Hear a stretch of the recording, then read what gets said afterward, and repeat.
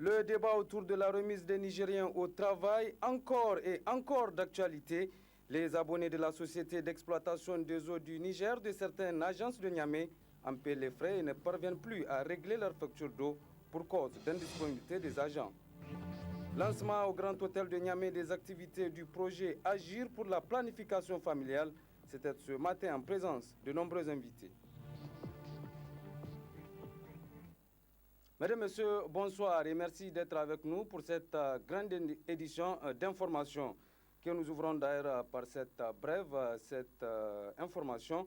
L'actuel numéro 2 de l'ambassade de France, donc à Londres, avec rang de ministre conseiller, le diplomate Antoine Amfray, 51 ans, a été nommé nouvel ambassadeur de France à Niamey.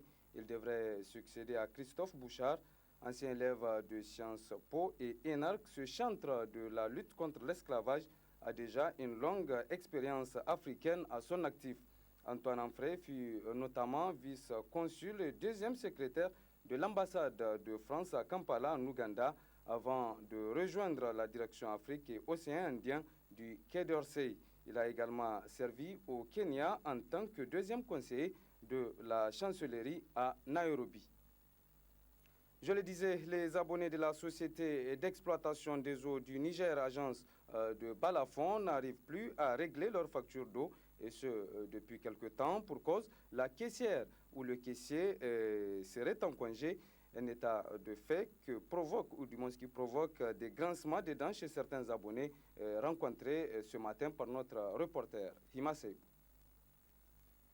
Payer sa facture d'eau à la fin du mois. L'une des contrariétés à laquelle l'on doit s'attendre, c'est cette file d'attente interminable des clients. Payer sa facture d'eau et souvent même d'électricité n'est pas du tout motivant. Il faut faire la queue, souvent des heures durant, de quoi décourager les clients. Nous sommes partis à la place Tomo, ça fait 3 jours. La même chose. Plein. Il y a beaucoup de monde là-bas. Beaucoup de monde. Là, il y a la même chose. Saga, aéroport, Niamey 2000. Bassora, tout ce beau monde-là, ils se déplacent, ils viennent, des fois c'est des fonctionnaires, à peine permission de 30 ou 40 minutes. On vous accorde, vous venez ici, vous allez faire 2 heures de temps. Est-ce que c'est juste? Aujourd'hui, au Niger, là, il y a tellement de chômeurs, il y a beaucoup de diplômés, nous avons des ingénieurs, nous avons des techniciens supérieurs, il y a toutes les formations, il y a tout, il y a tout. Aujourd'hui, si le DG de la SNE nous écoute, de grâce, régler ce problème-là. Tiré par la menace d'une pénalité en cas de non-paiement au-delà de la date limite, les abonnés de la SIN s'empressent devant les guichets de paiement. Mais hélas, rien à faire. Il faut attendre longtemps et exposer aux intempéries. Pire ici, à l'agence Balafon, les portes sont fermées. Aucun guichet ouvert depuis 2 semaines pour cause la caissière est en congé. Une situation que déplorent les clients. Nous sommes venus pour payer nos factures. On dit le bureau est fermé, motif, on dit l'agent est en congé. À ma connaissance, une société, c'est une continuité. Si l'agent est parti en congé, on doit la remplacer ou le remplacer. Ah, le bureau est fermé. Donc s'il y a un congé de 1 mois ou 2 mois, le bureau va rester fermé 2 mois. De grâce, si les responsables de la SNE, qu'il soit directeur régional ou chef de service, nous écoutent là, essayez de régler ce problème-là. Les gens souffrent énormément. Ça fait 3 jours, regardez bien. Il y a combien de motos que vous avez trouvées ici? Il y a d'autres qui sont partis. On dit à Harubanda la même chose, on fait la queue. Des fois, il faut venir le 4h ou 5h du matin pour payer une facture. S'il vous plaît.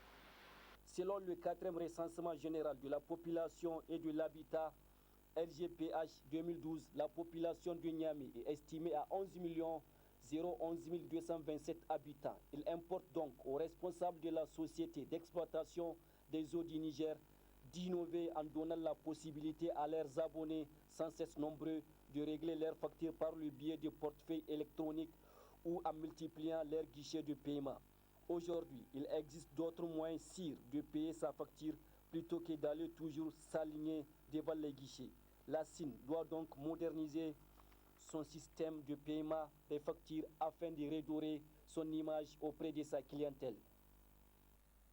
Merci Ima Seibou. Cela dit, lancement ce matin au Grand Hôtel de Niamey du projet Agir pour la planification familiale.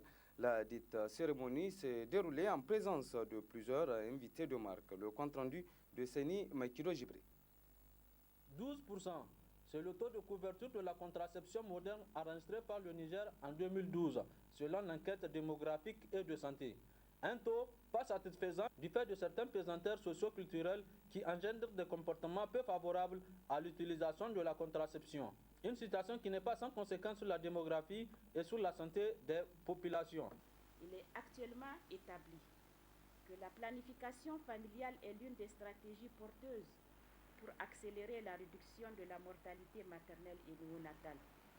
Au Niger, elle est le fer de lance de la mise en œuvre de la campagne d'accélération de la réduction de la mortalité maternelle en Afrique, CARMA, et la clé de l'accélération de l'atteinte de l'OMD 5. Pour donc appuyer le plan d'action national pour la planification familiale 2013-2020 proposé par l'État du Niger, dont l'objectif est d'atteindre une prévalence contraceptive de 25% en 2015 et 50% en 2020, le programme USAID a conçu le projet Agir pour la planification familiale, un projet qui permettra de renforcer ce plan d'action. L'un de nos projets phares dans la sous-région est celui de la santé, et plus précisément dans le domaine de la santé de la reproduction et la planification familiale, du VIH-Sida et de la santé maternelle et infantile. Ceci est non seulement une conséquence directe des besoins immenses de santé de la sous-région, mais aussi du niveau d'appropriation des différents gouvernements qui se sont engagés à travailler avec des partenaires financiers et techniques pour une mise en œuvre effective. Le projet Agir pour la planification familiale comporte plusieurs missions. Il a 3 composantes. La première va appuyer l'offre de services, l'offre de produits et d'informations de planification familiale de qualité à travers, entre autres, le renforcement de capacités des partenaires et l'appui aux leaders locaux, à la société civile et aux prestataires en vue de les aider à faire de l'APF une réalité. La deuxième composante porte sur les meilleures pratiques en planification familiale qui sont sélectionnées, adaptées et mises en œuvre. La troisième et dernière composante porte sur la coordination des efforts pour éliminer les barrières. La mise en œuvre de ce projet nécessite cependant une approche multisectorielle, notamment l'intensification des activités de planification familiale et surtout une plus grande implication des communautés et des dirigeants, et cela à tous les niveaux. Les autorités communales de Tondi-Kiwindi, c'est dans le département de Walam, étaient hier dans 3 villages de la commune de Tondi-Kiwindi. Il s'est agi pour cette importante délégation d'aller superviser les actions réalisées par le projet PANA Résilience sur les différents sites maraîchers. Le compte-rendu de Issa Hassan et Mariama Soumana. Le site maraîcher du village de Daré a constitué la première étape de la mission de supervision du projet PANA Résilience dans la commune rurale de Tondi-Kiwindi. Cette visite a permis aux autorités communales de constater de visu et aussi d'apprécier les activités réalisées par le projet PANA Résilience dans les 7 sites maraîchers mis en place pour une superficie globale de 12 hectares au profit des groupements féminins. Qu'il s'agisse de l'appui en clôture, en matériel ou même les semences potagères. La délégation s'est ensuite rendue sur le site maraîcher de Tondibia et celui de Toukfini où les exploitants travaillent d'arrache-pied pour leur autonomisation. Nous, on est venus pour les appuyer sur les bonnes pratiques d'adaptation au changement climatique. Et en 3 ans d'intervention, nous avons mis en œuvre un paquet de technologies, en tout cas qui est en train d'être, qui fait actuellement tâche d'huile et qui est en train de sauver beaucoup de producteurs. Maintenant, en ce qui concerne les sites maraîchers, au total, nous avons testé au moins 7 sites maraîchers dont les superficies varient de 1 à 3 hectares. Et ces sites maraîchers sont en train de donner des résultats très tangibles et nous pensons que c'est des résultats qui vont être durables parce que D'une part, ça permet aux populations, donc notamment les femmes, de traverser sans dommage les périodes de soudure, de sécuriser la production agricole de la campagne précédente, mais aussi de maintenir les bras valides au niveau des villages. De Daré à Toukfinissé Kokwara, en passant par Tondibi à Tondikiwindi, le constat est le même. Des résultats satisfaisants ont été enregistrés par ces vaillantes femmes, et cela malgré quelques difficultés. Des résultats palpables que ces femmes ne sont tout de même pas prêtes à oublier.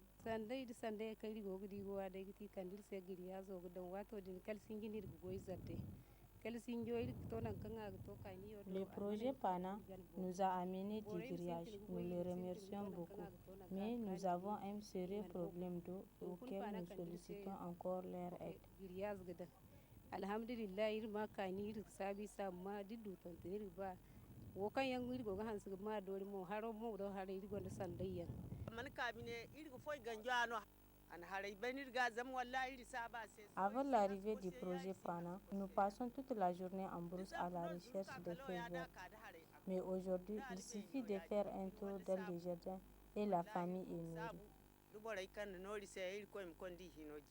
Visiblement satisfait des multiples actions menées par le projet PANA Résilience au profit des femmes, le maire de la commune rurale de Tondikiwindi a vivement remercié le du projet.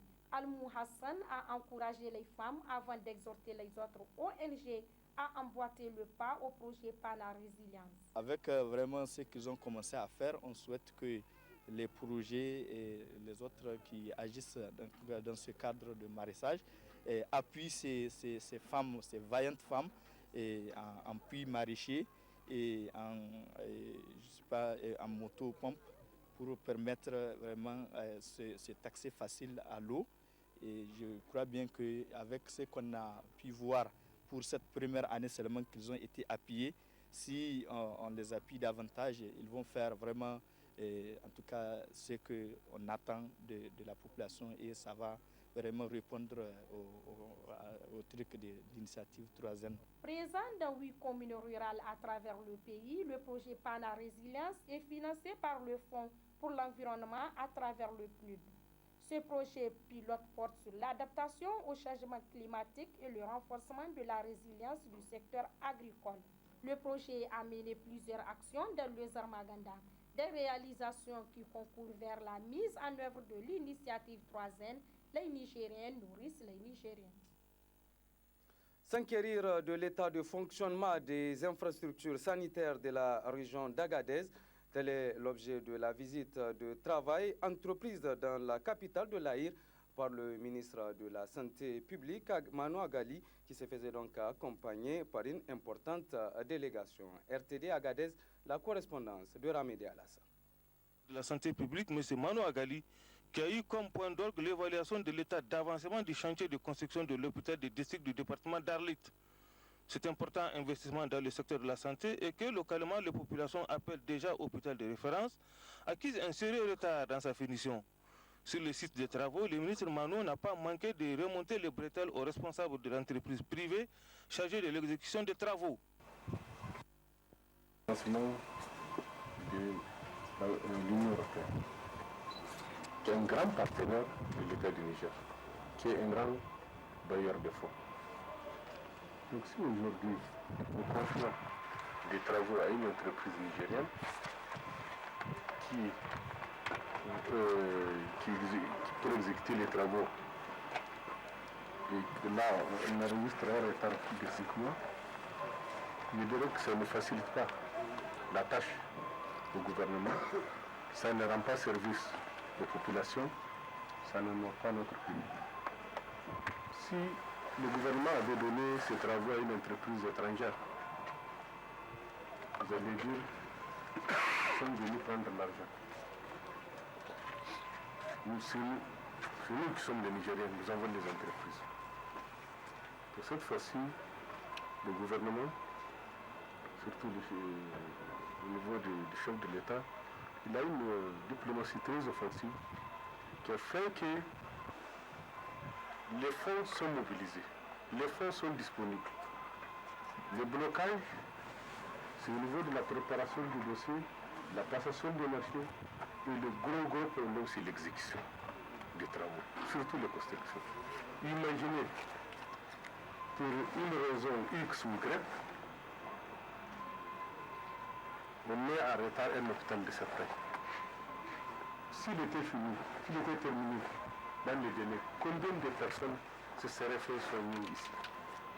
Combien de personnes auraient travaillé ici? Combien de services on aurait rendu à notre population? Donc, mais, par la faute d'une entreprise, d'un certain nombre, d'une poignée de personnes, on est à ce stade-là. Et demain, si on ne leur donne pas de marché, ils vont dire c'est ci ou c'est là. Qu'est-ce qu'on va faire de ça? Qu'est-ce qu'on va faire devant une telle situation? Moi, je rappelle simplement que le chef du gouvernement, son Excellence Brigitte Raffini, a visité ces chantiers, a donné des instructions. Il n'a pas ni plus ni moins que de les exécuter. À l'hôpital de la Somaïr, la visite du ministre de la Santé a été fortement appréciée par le personnel hospitalier. Là, le ministre Mano a parlé de la collaboration entre les infrastructures sanitaires. Il a surtout insisté sur la transmission des données sanitaires à l'administration d'État, seule habilitée à publier les informations relatives aux questions sanitaires. La question sur laquelle j'aimerais insister, c'est la collaboration entre les services de l'État et votre structure, votre hôpital. La première de collaboration, c'est au niveau de la transmission des données statistiques. Sur un tout autre plan, le Conseil régional de Zender tient depuis ce matin les assises de sa 4e session ordinaire au titre de l'année 2013, une session dite budgétaire et qui se penchera sur l'organisation de la première Assemblée générale des conseils régionaux du Niger qui se tiendra dans la capitale du Damagaram. Moussa Adamou Garba. Zender tient depuis ce lundi dernier sa 4e session ordinaire au titre de l'année 2013. Cette session dite budgétaire se penchera également sur l'organisation de la première Assemblée générale des conseils régionaux du Niger que va accueillir la ville de Zender. La cérémonie d'ouverture de cette session a été rehaussée par la présence du gouverneur de la région, des autorités coutumières, chefs des services techniques et plusieurs autres invités. Dans son allocution, le gouverneur de la région est largement revenu sur la mission des conseillers.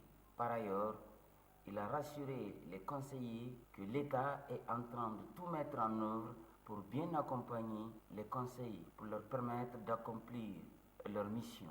C'est le président du conseil régional de Zender qui a officiellement lancé les travaux de cette session. Cette session se tient après l'évaluation de la campagne agricole 2013, dont les résultats présentent un déficit céréalier de l'ordre de 49 000 tonnes sur l'ensemble de la région.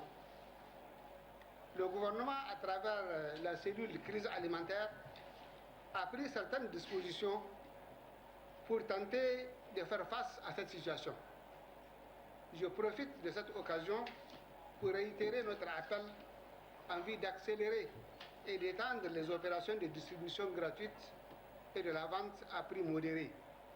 Surtout, il faudrait insister pour que ces deux opérations ne soient plus limitativement ciblées, comme elles l'ont été en 2013. Mesdames et messieurs les conseillers, notre session dite budgétaire porte sur les points suivants inscrits à son ordre du jour. Examen et adoption du procès verbal de la dernière session tenue du 24 au 27 novembre 2013. Présentation de l'état d'exécution des dotations reçues en 2013. Examen et adoption du projet de budget 2013. 2014 plus exactement. Questions diverses. Comme à l'accoutumée, je voudrais vous exhorter à examiner ces différents points en toute objectivité. En souhaitant plein succès à nos travaux, je déclare ouverte la 4e session ordinaire du Conseil régional de Zender au titre de l'année 2013. Je vous remercie. Cette session, qui va durer 4 jours, permettra de définir les nouvelles orientations socio-économiques et politiques pour les populations de la région de Zender. La région de Zender, puisque nous y sommes, a bénéficié de plusieurs réalisations dans le domaine de l'éducation, en plus des différentes formations, notamment des enseignants. Plusieurs salles de classe ont également été construites et équipées. Les images. Depuis l'installation des autorités de la 7e République, l'école nigérienne a bénéficié de plusieurs réalisations sur le budget national.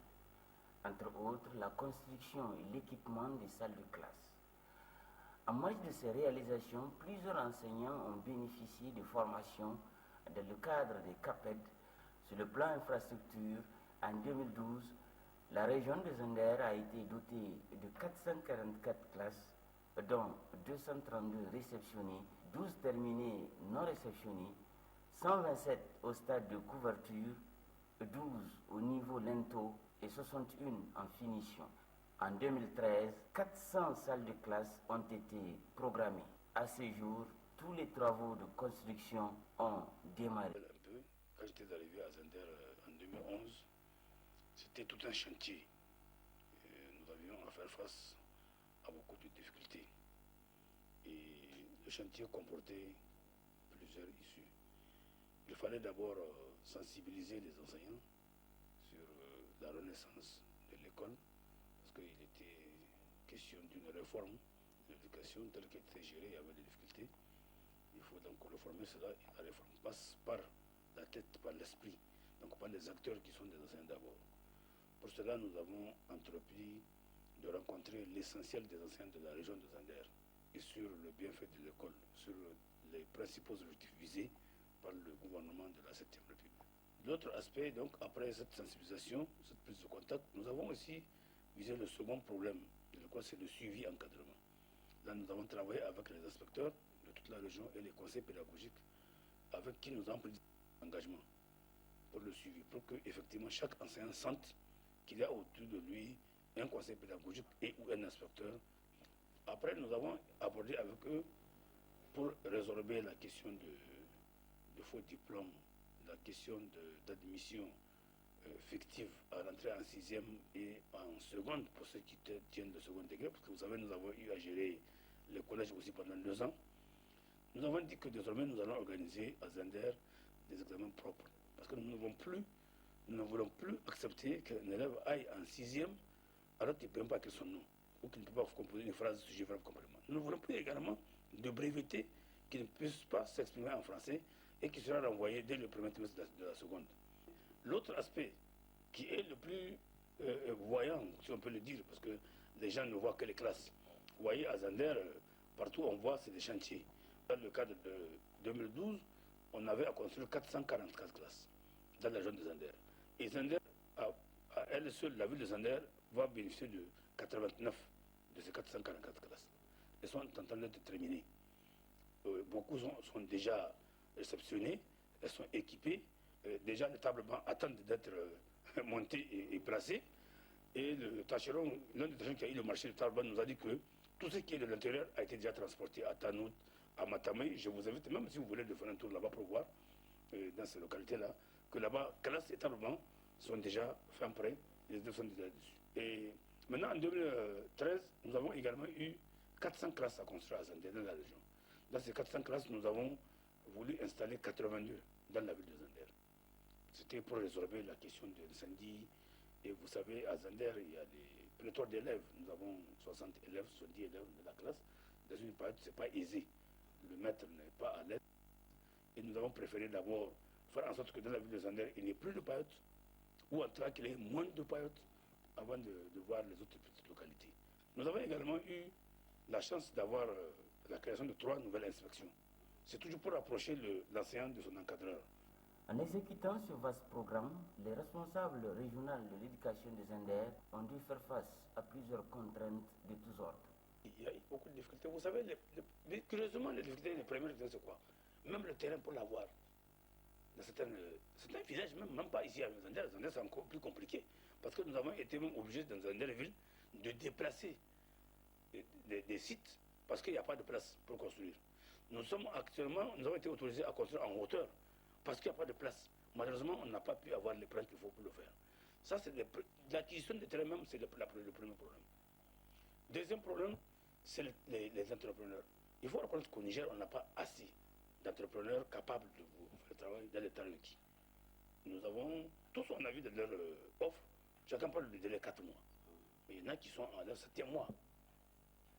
Ils n'ont pas fini parce qu'ils n'ont pas les moyens propres. Il faut attendre que l'État donne des avances et il faut attendre qu'on donne l'argent au fur et à mesure pour construire. Alors que dans l'offre, ce n'est pas dit. Vous avez pris l'engagement de construire en 4 mois. Quel est l'argent ou non vous devez le faire en 4 mois? Ça, c'est donc une autre difficulté que nous avons et par rapport à ça. Mais la plus grande difficulté, c'est les enseignants. Parce que ça, je parle des constructions, les enseignants. Conformément aux promesses de campagne, les autorités de la 7e République, en tête le président de la République, ont pu réunir toutes les conditions nécessaires pour garantir à chaque Nigérienne et chaque Nigérien un enseignement de proximité et de qualité. Aujourd'hui, le constat est là, palpable. Le pari du président de la République, à savoir donner la chance à chacun d'aller à l'école, est gagné. Il reste aux Nigériens de consolider ses acquis pour mieux développer notre cher pays, le Niger. Un mot de politique avant de clore cette édition et nous nous rendons tout de suite à Tawa. Tawa est précisément dans la commune rurale de Tamaya où les 8 élus locaux de la dite commune, jadis membres de la formation politique moderne Faloumana, ont officiellement annoncé leur départ définitif de ce parti pour rejoindre les rangs du parti présidentiel, le principal parti donc de la mouvance, le PNDS Taraya. Un imposant meeting a été organisé à cette occasion, nous rapporte notre correspondant permanent à Tawa, Asman Amadou.